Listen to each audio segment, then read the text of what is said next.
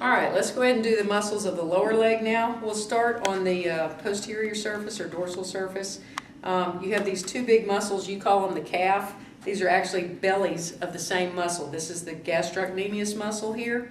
And if you think about the way the fibers are running, you can see how they taper down into this tendon. You call it the Achilles tendon, but it actually inserts into this calcaneus bone of your heel. So that's the calcaneal tendon. But anyway, when those fibers shorten, that's going to pull that heel up. So you're going to stand on your tiptoes. That's going to be the action that you're going to get. So when you stand on your tiptoes or raising your heel, we call that plantar flexion. The gastrocnemius muscle is going to, they want you to know the origin and insertion of that one. It's going to originate in the distal femur. So the femur is that big bone in the upper leg. So it's going to be in this distal part of the femur. And then, of course, it inserts down here into the calcaneus bone of your heel. So that's your gastrocnemius. Now that's going to be antagonistic to the tibialis anterior. So I'm going to flip around here on the front. And you're going to see this big long bone right here. That's the tibia, the main big bone of your lower leg. This muscle running right alongside of that, that's going to be the tibialis anterior. When that contracts or shortens, that's going to pull your toes up. We call that dorsiflexion, where your toes go back and point towards your back. So when you're flexing your ankle, we call that dorsiflexion. So the tibialis anterior works antagonistically against the gastrocnemius muscle. All right, then you have underneath the gastrocnemius muscle, you have a big muscle here called the soleus. You can see it on the sides here, or you can take off one of these bellies of the gastrocnemius muscle, if I can get it off. It's taped on. So that's it underneath there. So that is your soleus muscle. Notice it's deep.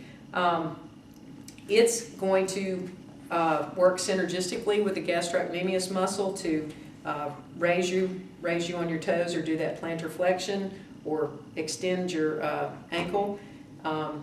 It also is going to be antagonistic to the peroneus longus, or also known as fibularis longus.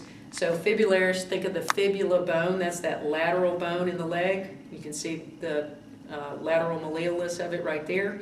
Well, the fibularis longus runs right up alongside the fibula bone, and so when those fibers contract, notice they're just going up and down like that. That's going to cause your leg, or your foot to evert or go out, and it also is going to do a little bit of plantar flexion. So the soleus muscle, this one underneath here, is going to be antagonistic to the fibularis longus, or the I'll get it out, fibularis longus or peroneus longus. And again, let me just run through this again. I feel like I'm going nuts here.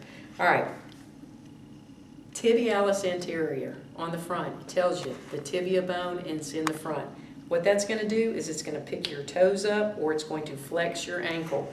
That is antagonistic to the gastrocnemius in the back, which has two bellies here. If I can get them put on there. Okay, two bellies back here. That's the gastrocnemius, which originates in your distal femur, goes down to the insertion in the calcaneus bone, with that calcaneal tendon or Achilles tendon, but you call it the calcaneal tendon. That one is going to raise your heel or make you stand on your tiptoes, and we call that plantar flexion. So those two are antagonistic. Then you have on the lateral side of the leg, you've got the fibula bone sticking out here. So you have the fibularis longus, that muscle that runs right along the lateralmost aspect of the leg, and that's going to cause your foot to kind of go out, or what we would say eversion of the sole of the foot, and it also is going to aid in plantar flexion. Okay, that's it. All right, one last thing I forgot is the flexor and extensor digitorum muscles. These go down to your toes. So if you think about it, if you want to look under here, you'll see these. Those are your flexor. I got to make sure I get it right here. Flexor digitorum. And so when those shorten, that's going to flex your toes and kind of pull them down. Then these on the top are going to be your extensor digitorum. So when those shorten, it's going to cause your toes to go up. And that's all we need to know. Thank you, Miss Graham. You're welcome.